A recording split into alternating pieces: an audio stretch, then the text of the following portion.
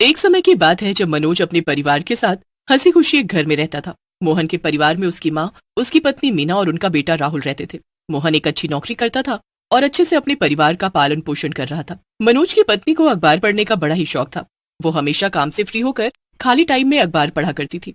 एक दिन की बात है जब मनोज ऑफिस के लिए निकल रहा होता है। मीना, जल्दी से मेरा खाना पैक कर दो, लेट हो रहा है और मुझे राहुल को भी स्कूल छोड़ते हुए जाना है। जी बस ले आई, ये रहा आपका खाने का डिब्बा। ठीक है, हम चलते हैं। मनोज और राहुल के जाने के बाद मीना घर का सब काम निपटा लेती है। उसके बाद वो अपनी सास को खाना देकर आराम से हमेशा की तरह अखबार लेकर बैठ जाती है। देखे तो आज अखबार में क्या क्या चटपटी खबर छपी है। मीना बड़े मन से अखबार पढ़ रही होती है कि तभी अखबार के बीच से एक पर्चा गिरता है। मीना उसे उठाकर देखने लगती है। अरे ये क्या है, जरा देखो तो सही। मीना ध्यान से पढ़ती है तो वो उसमें एक पजल होता है और नीचे लिखा होता है कि इस पजल को क्लियर करने वाले को 4 दिन का फ्री ट्रिप मिलेगा। मीना तो ये देखकर बड़ी खुश हो जाती है। वाह, ये तो बड़ा बढ़िया ऑफर है, मैं तो इस पजल को यूं चुटकियों में सॉल्व कर दूंगी। मीना उस पजल को सॉल्व करके दिए गए पते पर भेज देती है। फिर 2 दिन बाद मीना के पास एक एनवलप आता है। उसमें एक चिट्ठी होती है जिसमें लिखा होता है कि उनका नाम ट्रिप के लिए सेलेक्ट हुआ है और उनको 4 दिन की फ्री ट्रिप मिलेगी। उसी एनवलप में ट्रेन की 4 टिकट्स भी होती हैं और उसके साथ पूरी डिटेल्स भी। मीना तो खुशी से पागल ही हो जाती है। वाओ, मुझे तो यकीन ही नहीं हो रहा कि मुझे फ्री ट्रिप मिला है। इसमें तो हम सबके लिए 4 ट्रेन की टिकट्स भी हैं। पर अजीब बात है, इनको कैसे पता हमारे परिवार में 4 लोग हैं? क्या पता ये सबको 4 टिकट ही भेजते होंगे। खैर मुझे क्या, मुझे तो फ्री ट्रिप मिल गया ना।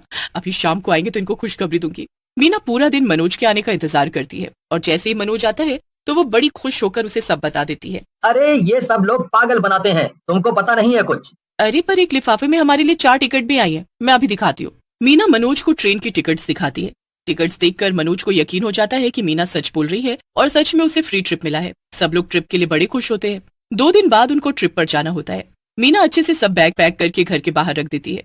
मनोज कैब बुक कर ही रहा होता है कि तभी एक गाड़ी उनके घर के सामने आकर खड़ी होती है। उसमें से एक ड्राइवर बाहर निकलता है। वो बड़ा ही अजीब और गुस्से में दिख रहा होता है। आइए बैठिए, ये गाड़ी आपको रेलवे स्टेशन छोड़ने के लिए भेजी गई है।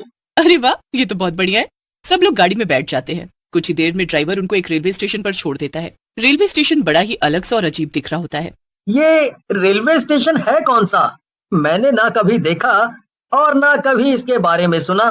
ये नया रेलवे स्टेशन खुला है, आप जल्दी जाइए वरना आपकी ट्रेन ना निकल जाए। हाँ, सही बोल रहे हो आप भैया, चलिए जल्दी चलिए। सब लोग रेलवे स्टेशन के गेट के अंदर जैसे ही घुसते हैं तो सामने का नजारा बड़ा ही अलग होता है।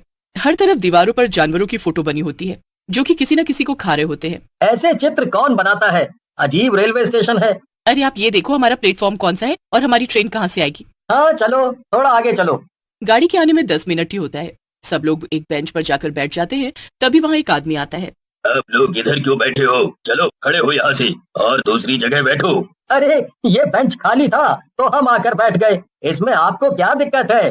दिक्कत मुझे नहीं पर उस आदमी को तो हुई होगी जिसके ऊपर आप चारों लोग बैठ गए हो, और वो बेचारा शायद मर गया है।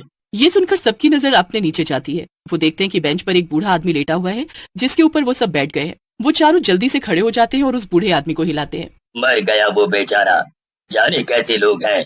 बेंच पर लेटा हुआ एक बूढ़ा आदमी नहीं दिखा? अजीब, ये बेंच तो खाली था तभी तो हम इस पर बैठे थे। ये बूढ़ा आदमी पता नहीं कब आकर लेटा। पता नहीं मीना, कुछ समझ नहीं आ रहा। ये बूढ़ा आदमी हमारी वजह से मर गया ना? हाँ, तुमने मार डाला इसे। वो आदमी फिर एक दुकान वाले को आवाज देता है।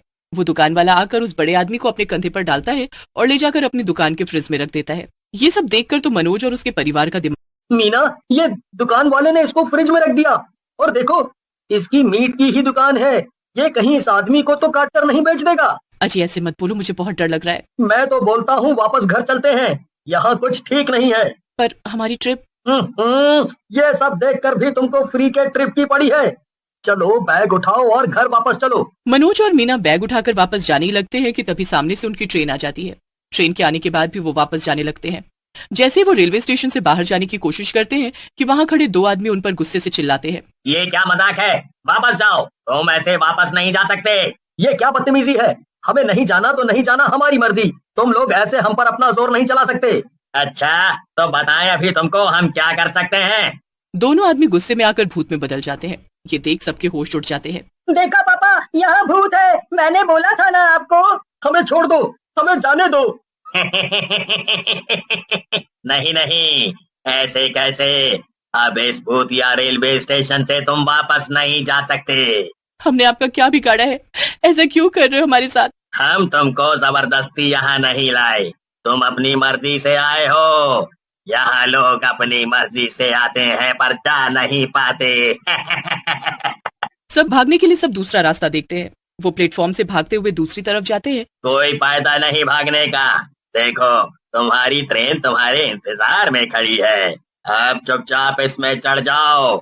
नहीं नहीं, कभी नहीं, मैं अपने परिवार को कुछ नहीं होने दूंगा। मनोज अकेला समझ नहीं पा रहा होता कि आखिर वो उस भूतिया रेलवे स्टेशन से कैसे बाहर आए। चारों इकट्ठे होकर इधर उधर बाहर जाने का रास्ता ढूंढते हैं पर किसी को कुछ दिखाई नहीं दे रहा होता।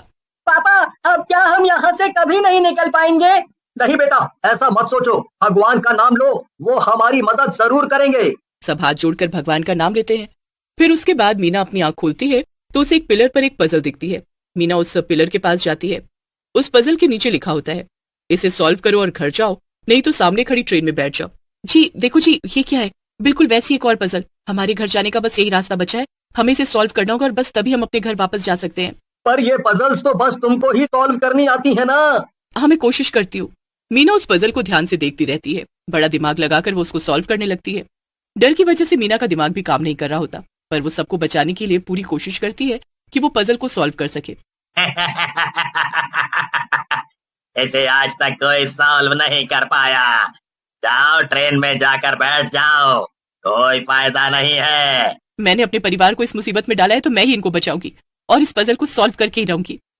मीना बड़ा ध्यान लगाकर आधी पजल सॉल्व कर लेती है। उसके बाद भी वो हार नहीं मानती। वो आंखें बंद करके पूरा ध्यान लगाती है और जैसे तैसे करके उस पजल को लगभग सॉल्व कर लेती है। अब आखिरी एक चीज बचती है जो मीना को बिल्कुल समझ नहीं आ रही होती। अगर मैंने इसे गलत भर दिया तो सब गड़बड़ हो जाएगा और मुझे नहीं पता कि इसमें क्या भरना है। मुझे पता है माँ, आप इसमें 4 नंबर भर दो। तुमको कैसे पता? अरे मुझे आती है पजल सॉल्व करनी, आप मेरी बात मानो और 4 नंबर भर दो बस।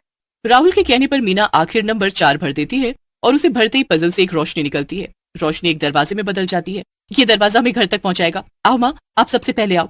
सब एक एक करके उस दरवाजे में घुसते हैं और जब बाहर निकलते हैं तो सब अपने घर के बाहर खड़े होते हैं। सबको ये देख इतनी खुशी होती है, वो जल्दी से अपने घर में जाते हैं और चैन की सांस लेते हैं। अब आज के बाद तुम कोई भी ऐसी पजल नहीं खेलोगी, समझी? और कभी किसी फ्री के चक्करों में नहीं पड़ोगी। हाँ मैं समझ गई, मैं कभी ऐसा नहीं करूंगी। वो दिन उनकी जिंदगी का बहुत बुरा दिन होता है, पर एक बुरे सपने की तरह वो उस एक दिन को भूल जाते हैं।